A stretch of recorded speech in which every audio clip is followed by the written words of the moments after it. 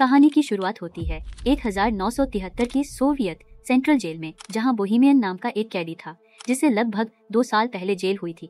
उसने देखा कि कैप्टन वकिल्स एक बहुत ही निर्दयी आदमी था जो अपने मजे के लिए कैदियों को बुरी तरह पीटता था। जल्द ही बोहेमियन को एक वर्कशॉप के बारे में पता चला जहां हर एक कैदी काम करने का सपना देखता था। असल में जो भी कैदी उस वर्कशॉप में 2 दिन काम करेगा उसकी जेल की सजा से 3 दिन कम हो जाते थे। साथ ही वर्कशॉप में काम करते हुए ध्यान काम पर ही लगा रहता और दिन आराम से कट जाता। फिर एक दिन वार्डन ने बोहेमियन को अपने ऑफिस में बुलाया और उसे अपनी सजा कम करवाने का एक मौका दिया। वो चाहता था कि बोहेमियन एक ऐसी टीम तैयार करे जो वर्कशॉप में काम करके वहाँ की प्रोडक्टिविटी को डबल कर दे। साथ ही उसने कहा कि अगर उसकी टीम 2 गुना काम करने में कामयाब रही तो 1 साल में बोहेमियन को रिहा कर दिया जाएगा। वार्डन ने कहा कि वो अपनी पसंद के किसी भी कैदी को चुनकर टीम बना सकता है, पर जब बोहेमियन ने कहा कि वो हैचेट नाम के कैदी को चुनना चाहता है तो वार्डन ने इसके लिए साफ इनकार कर दिया। असल में हैचेट काफी खतरनाक कातिल था जिसने 2 लोगों को बेरहमी से मार डाला था, लेकिन जब बोहेमियन ने कहा कि वो बहुत मेहनती है, वो जरूरी है टीम के लिए, तो फिर वार्डन उसकी बात मान ही गया। आखिरकार बोहेमियन ने अपनी टीम बनाई जिसमें हैचेट, नीडल, बूढ़ा मास्टर और ट्रेसी नाम के कैदी शामिल थे। बोहेमियन के दोस्त हैचेट से थोड़ा डर रहे थे तो बोहेमियन ने उन्हें समझाया कि हैचेट से बिना बात किए उसे बस अपना काम करने दो। असल में बोहेमियन और हैचेट काफी अच्छे दोस्त थे क्योंकि कुछ समय पहले हैचेट ने बोहेमियन की जान बचाई थी। खैर जल्द ही उनकी टीम काम करने वर्कशॉप में आ पहुंची। वहां जाकर नीडल एक गार्ड को चिढ़ाने लगा जिससे गार्ड को बहुत गुस्सा आया, पर अभी वो नीडल को पीट नहीं सकता था क्योंकि उन्हें वर्कशॉप का बहुत जरूरी काम करना था। खैर फिर हम देखते हैं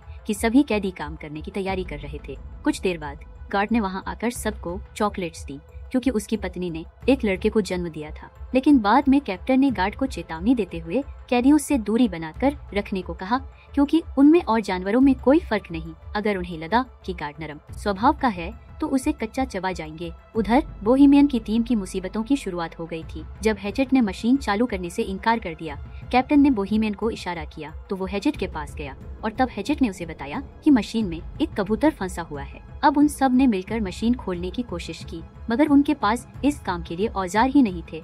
तभी कैप्टन और गार्ड वहाँ उन्हें देखने आए कि यहाँ चल क्या रहा है। हालांकि मशीन में कबूतर फंसा हुआ था, लेकिन कैप्टन ने फिर भी मशीन चालू करने का हुक्म दिया। फिर कैप्टन ने गार्ड को मशीन चलाने को कहा मगर जैसे ही गार्ड बटन दबाने लगा, चेट ने उसे गर्दन से पकड़ लिया और कहने लगा कि जब तक कबूतर आजाद नहीं होता तब तक किसी कीमत पर मशीन शुरू नहीं होगी।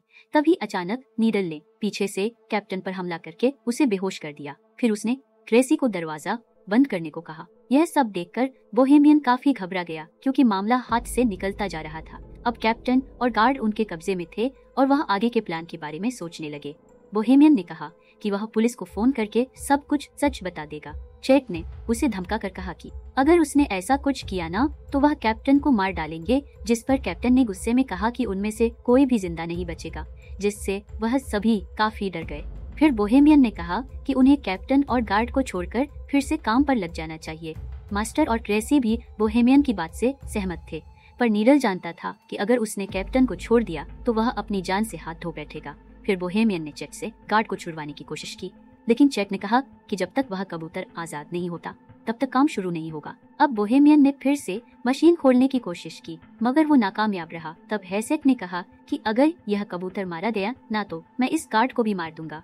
यह सुनकर कैप्टन हंसकर कहने लगा कि चेट एक छोटे से पक्षी के लिए इतना हंगामा क्यों कर रहा है। फिर उसने चेट के मरे हुए भाई का मजाक उड़ाना शुरू कर दिया, जिसके बाद चेट गुस्से में कैप्टन को मारने दौड़ा मगर फिर बाकी कैदियों ने जैसे तैसे उसे शांत किया। अब बोहेमियन जानता था कि जल्द ही जेल के बाकी गार्ड्स वहां आते ही होंगे, इसीलिए उसने प्लान बनाया कि वह कैप्टन और गार्ड्स को रिहा कर देंगे ताकि बदले में वह भी सही सलामत जेल वापस जा सके। खैर कुछ ही देर में गार्ड आकर दरवाजा खटखटाने लगे। तभी कैप्टन ने चिल्लाकर उन्हें सारा हाल बता दिया। बोहेमियन ने दरवाजे पर जाकर अपनी बात कही, पर तभी गार्ड्स बाहर से दरवाजे को खोलने लगे। फिर एक गार्ड गाड़ी में बैठकर बाकी गार्ड्स को बुलाने चला गया। उधर बूढ़े मास्टर ने कहा कि वह बाहर जाकर गार्ड से बात करेगा। फिर वह हाथ खड़े करके दरवाजे से बाहर निकला तो एक गार्ड ने उस पर बंदूक तान दी। फिर अचानक उस गार्ड ने बिना किसी बात के ही गोली चला दी, जिससे मास्टर की मौके पर ही मौत हो गई। जब बोहेमियन और उसके साथियों को इसका पता चला तो बोहेमियन ने गुस्से में कंट्रोल यूनिट ही तोड़ डाला, जिससे दरवाजा फिर से बंद हो गया।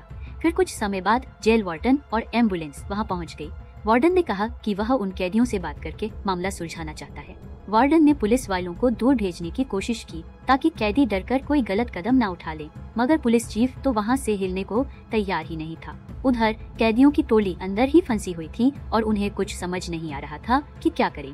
फिर बोहेमियन ने कैप्टन को पानी पिलाया और कहा कि उन्हें दरवाजा खोलकर खुद को पुलिस के हवाले कर देना चाहिए, पर क्रेसी ने कहा कि उन सबका भी वही हाल होगा जो बूढ़े मास्टर का हुआ। तभी चेक ने भी धमकी देते हुए कहा कि अगर उनमें से किसी ने भी दरवाजा खोला तो वह गार्ड और कैप्टन को जान से मार देगा। फिर अपना अपना देख लेना। तुम लोग। आखिरकार सबको समझ आ गया कि अगर उन्हें इस मुसीबत से जिंदा बचना है तो उन्हें उस कबूतर को जिंदा बाहर निकालना होगा। इधर पुलिस चीफ ने वार्डन से कहा कि उसे 1 घंटा दिया जाता है, उतने में मामला सुलझाना होगा, वरना फिर पुलिस को जबरदस्ती अंदर घुसना ही पड़ेगा।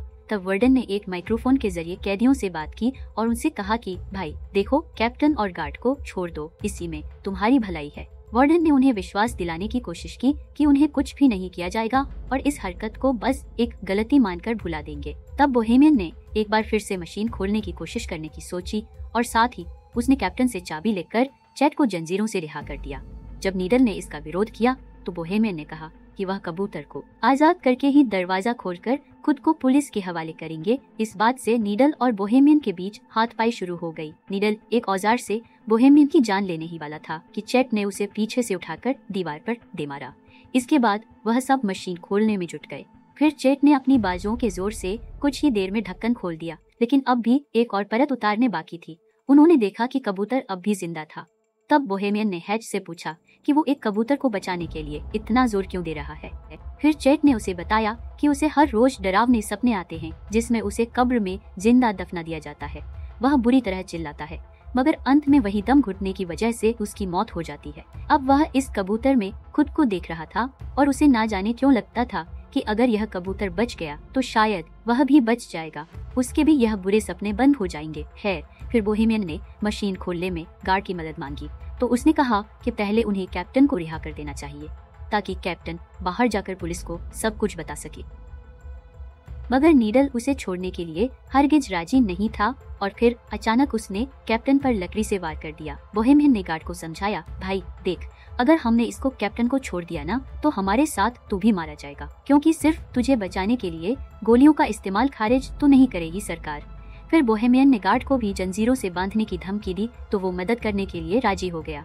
वहीं बाहर पुलिस, कैप्टन और वार्डन यह सोच रहे थे कि इस मामले को कैसे सुलझाया जाए। वार्डन को यकीन था कि कैप्टन और गार्ड अब भी जिंदा है। इधर वर्कशॉप में क्रेसी और गार्ड दूसरे कमरे से एक औजार लेने गए। क्रेसी ने कहा कि चैट शुरू से ही बुरा आदमी नहीं था, पर एक रात ने उसकी पूरी जिंदगी तबाह करके रख दी। उस रात चैट के भाई की शादी थी और उसने बहुत ज्यादा शराब पी ली थी। जब हैच के भाई ने उसे रुकने को कहा तो नशे में हैच ने अपने भाई को ही मार डाला। जब उसके पिता ने उसे रोकने की कोशिश की तो हैच ने उनकी भी जान ले ली। कुछ देर बाद जब उसे होश आया तो उसने पछतावे में खुद को पुलिस के हवाले कर दिया। खैर, फिर सभी कैदी मशीन खोलने की कोशिश में जुट गए। तभी बाहर से वार्डन ने बोहेमियन को बात करने के लिए दरवाजे पर बुलाया। असल में उनकी मोहलत का 1 घंटा बीत चुका था, मगर बोहेमियन ने कहा कि उन्हें कबूतर को जिंदा बाहर निकालने के लिए 1 घंटे का समय तो और लगेगा।